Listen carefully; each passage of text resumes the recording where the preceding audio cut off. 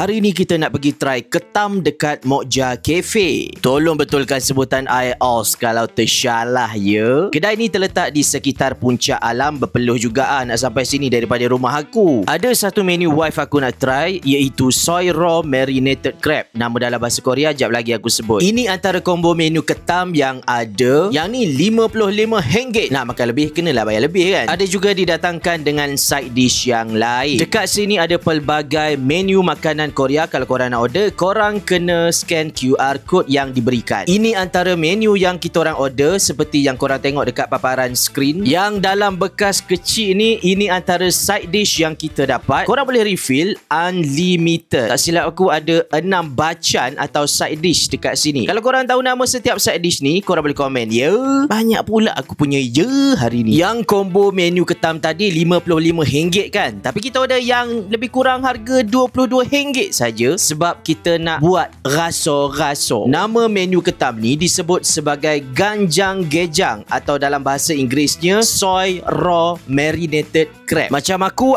order cheese tteokbokki. Kawan wife aku pula ada order beef bulgogi fries. Kemahin nama dia. Untuk rasa fries tu dengan daging, not bad lah. Cuma dia macam asin sikit bagi kita orang lah. Untuk ketam ni pula, wife aku puas hati dengan rasa dia. Untuk cheese tteokbokki aku order tadi, not bad. Aku suka. Boleh lah.